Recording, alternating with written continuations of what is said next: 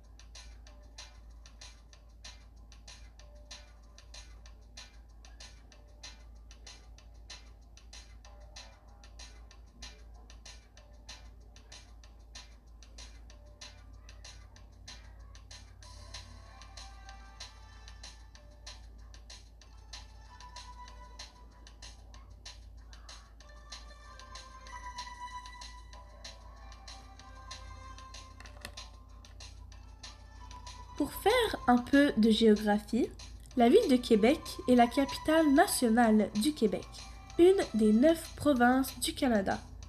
La ville de Québec est l'une des plus anciennes villes de l'Amérique du Nord, fondée en 1608 par Samuel de Champlain. Elle est surnommée la vieille capitale et est très connue pour son histoire visible, ses nombreux musées et ses institutions culturelles.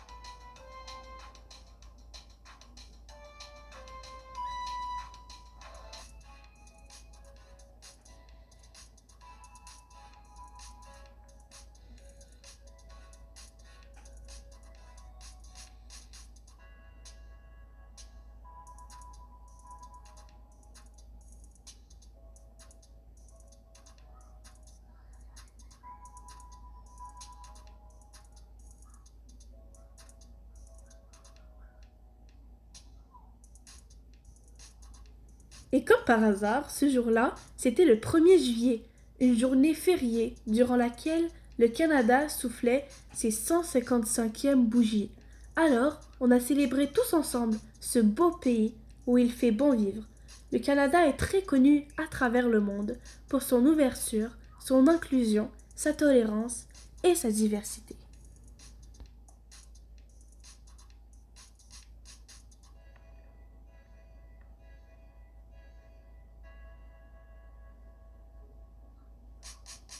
On voit ici ma petite sœur Agnès en train d'agiter fièrement le drapeau canadien.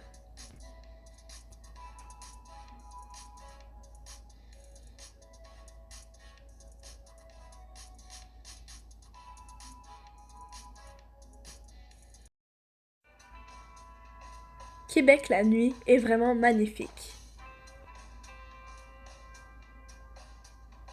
Nous voici ici, en route, vers l'aquarium de Québec, qui est situé sur un site grandiose, avec vue sur le fleuve Saint-Laurent. L'aquarium du Québec nous permet de découvrir ce qui se cache dans les profondeurs du Pacifique. On a vu de nombreux animaux marins, comme les ours blancs, les hippocampes, les méduses, des phoques, des poissons indigènes et exotiques, etc. C'est vraiment un très beau site et nous avons été très impressionnés. J'ai surtout adoré voir les morses et toucher aux raies. On était sortis de là avec des étoiles dans les yeux.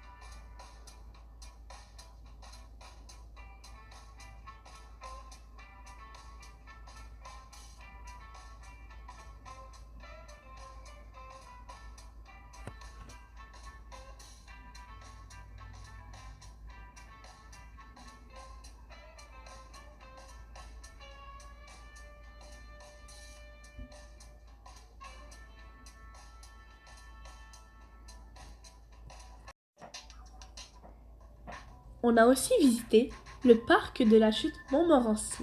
Ce site incontournable est seulement à 15 minutes du Vieux-Québec. On y trouve la chute Montmorency d'une hauteur de 83 mètres, plus haute encore que les célèbres chutes de Niagara de 30 mètres. La chute a été nommée ainsi par Samuel de Champlain, en l'honneur de l'amiral de France et de Bretagne, Charles de Montmorency.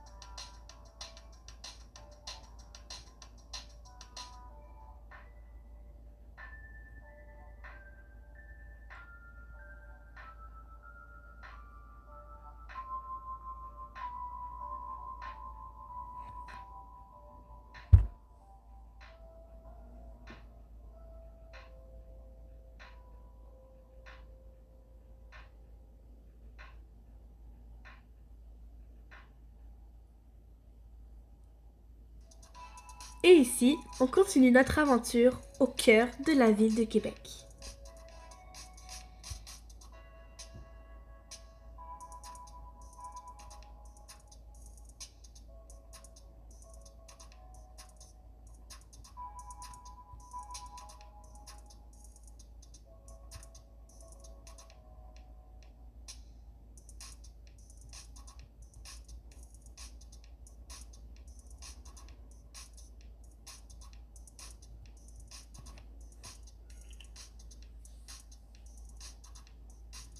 On a visité le quartier historique Le Vieux-Québec, le château de Frontenac, qui est un des emblèmes de la ville et qui est reconnu comme l'hôtel le plus photographié au monde.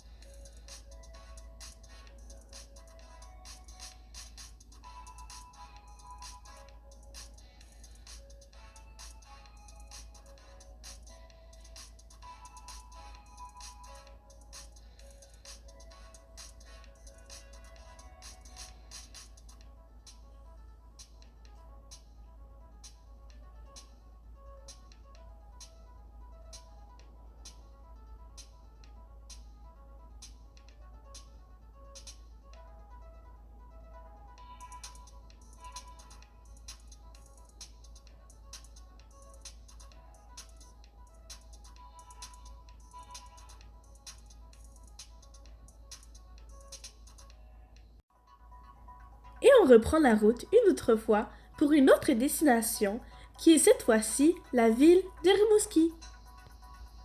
Entre la ville de Québec et de Rimouski, il y a à peu près 315 km.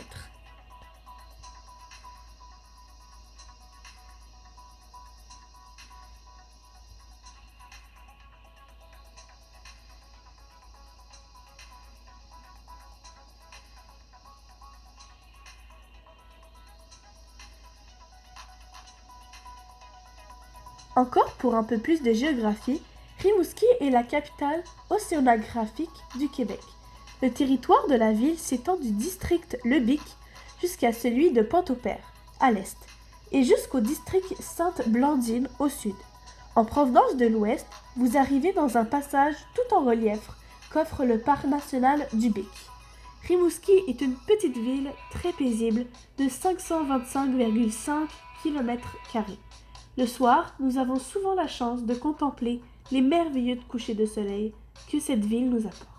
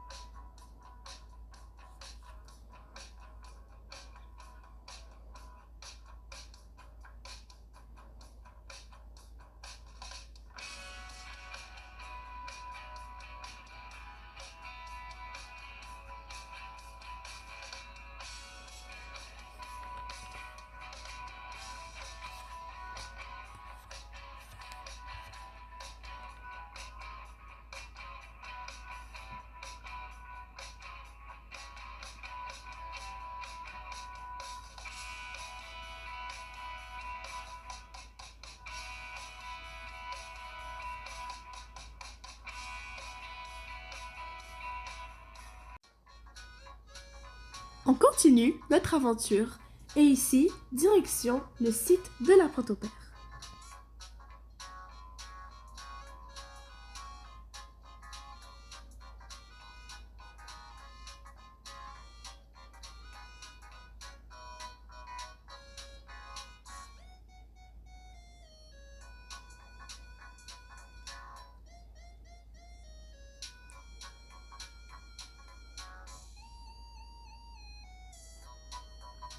Ici, nous avons visité le sous-marin Onondaga.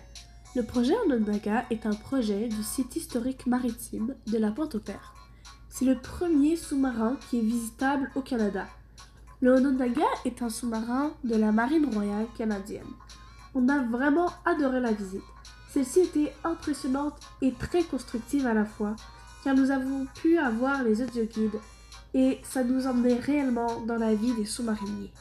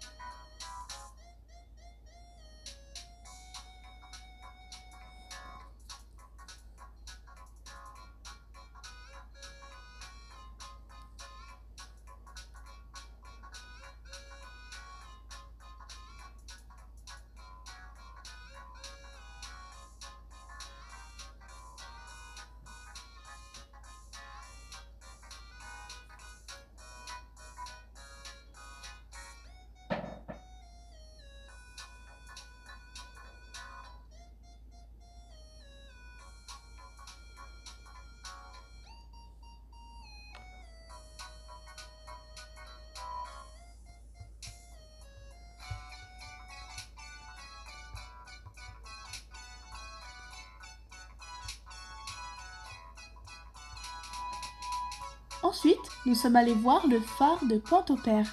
C'est un lieu merveilleux et très bien entretenu. Nous pouvons même y monter jusqu'au sommet. La station d'aide à la navigation de Pointe-au-Père est l'une des plus importantes au Canada. Avec ses 33 mètres de haut, le phare vous offre un point de vue unique sur le fleuve Saint-Laurent. Et on continue notre escapade et cette fois-ci, direction Gaspé. La distance entre la ville de Rimouski et celle de Gaspé est de 400 km.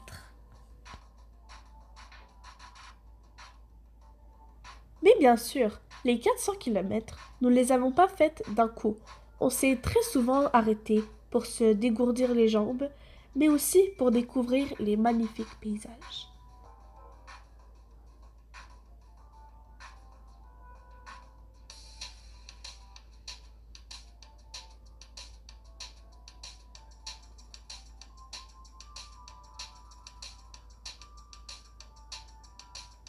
Mais vraiment, si vous aimez la mer, le vent du large et les paysages contrastés, je vous conseille vivement ce trajet.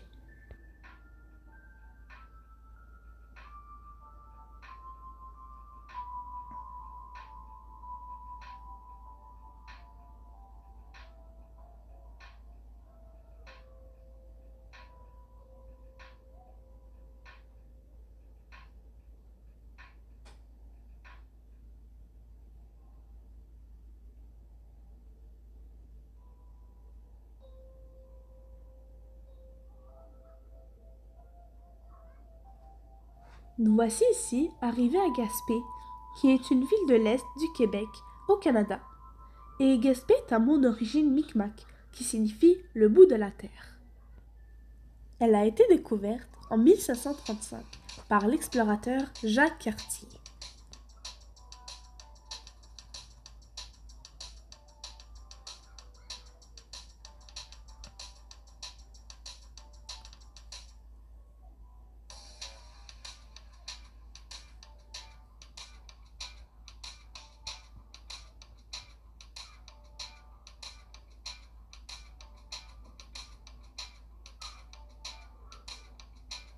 Et ici, on arrive à la ville de Percé, qui est bien sûr aussi une ville québécoise, située à la pointe de la péninsule gaspésienne, en face du célèbre rocher Percé et de l'île Bonaventure.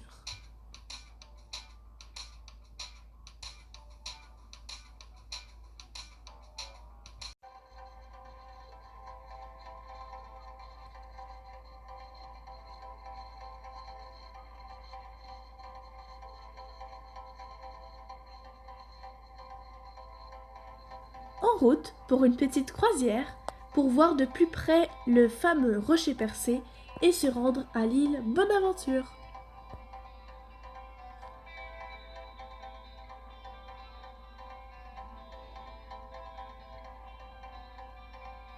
Le rocher Percé est un îlot rocheux aux falaises escarpées qui possède une arche naturelle et spectaculaire. Il se trouve dans le golfe du Saint-Laurent, à l'extrême est de la Gaspésie, face bien sûr au beau village de Percé. Et avec l'île Bonaventure voisine, le rocher Percé fait partie du parc national de l'île Bonaventure et du rocher Percé.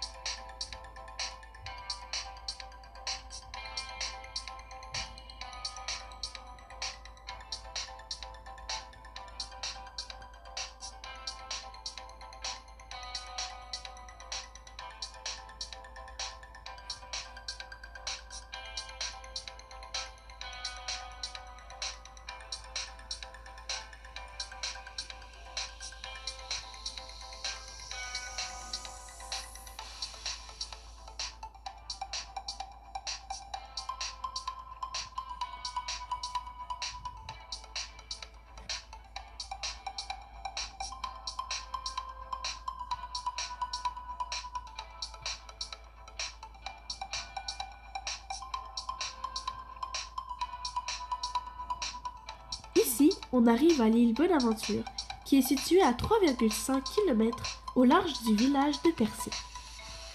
Elle est d'une superficie de 4,16 km². Et depuis 2008, l'île héberge la plus importante colonie de fous de bassin au monde, qui est une espèce d'oiseau de mer de la famille des sulidés. Cette île est vraiment magnifique, on y retrouve de merveilleux paysages. Et on y va à l'exploration de l'île Bonaventure.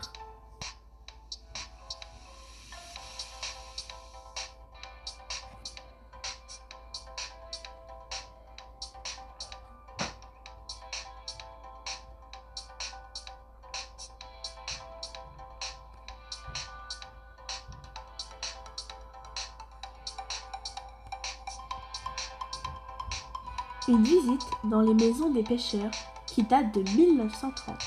Et sur cette île, on y trouve 22 bâtiments historiques.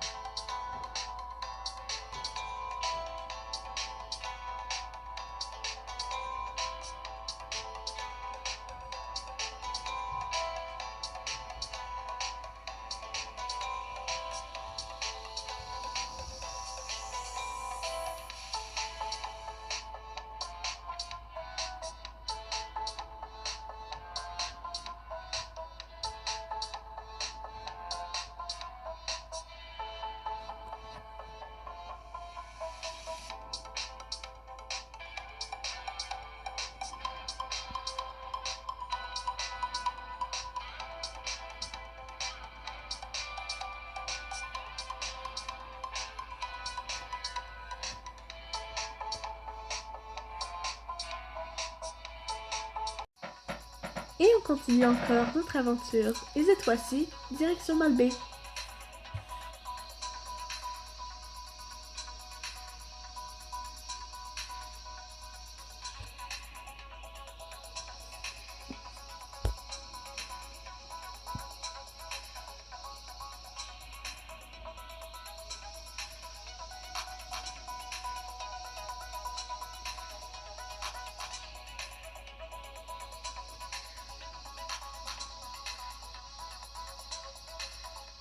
Après des heures et des heures de route, on arrive à la région de Rivière-du-Loup pour prendre un traversier et s'y rendre à Malbaie.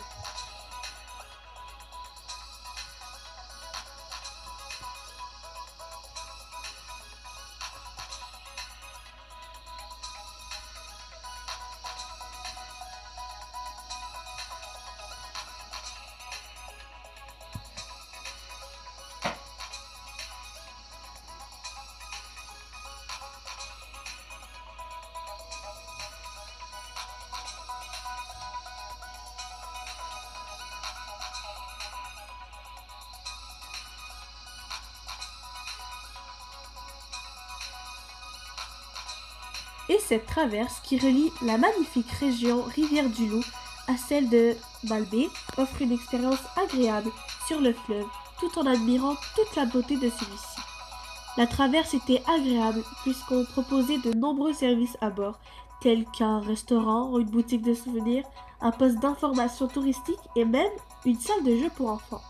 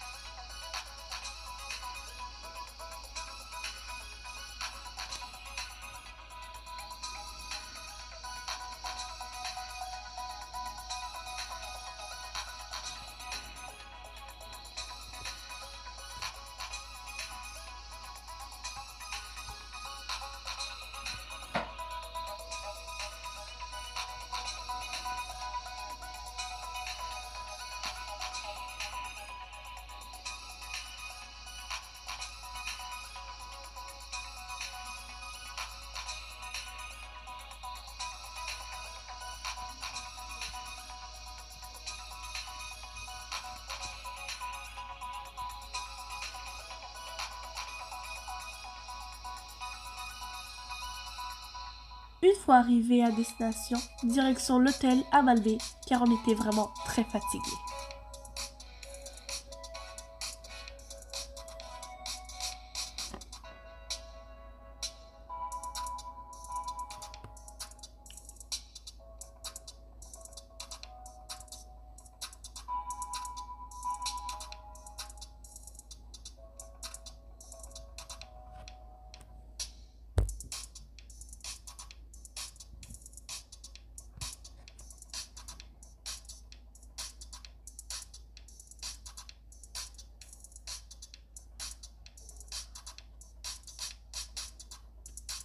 Nous voici prêts pour notre dernier séjour. Aujourd'hui, nous visitons la baie Sainte-Catherine pour vivre une magnifique excursion en bateau pour l'observation des baleines.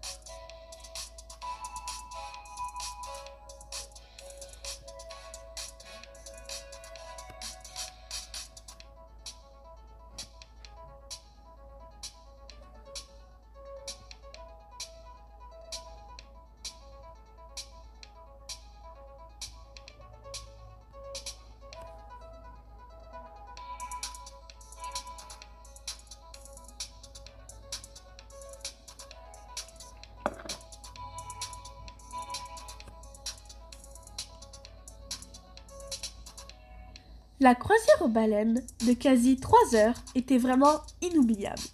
Le propriétaire est extraordinaire pour sa gentillesse et son humour. Les explications sont très claires et nous avons appris énormément de choses. Nous avons pu apercevoir des baleines à moins de 3 mètres du bateau. Aussi, nous avons eu l'occasion d'en voir plusieurs, mais pas que. On a eu la chance de rencontrer d'autres sortes de mammifères marins, comme quelques belugas et des phoques de Groenland. Sûrement le meilleur moment de notre voyage.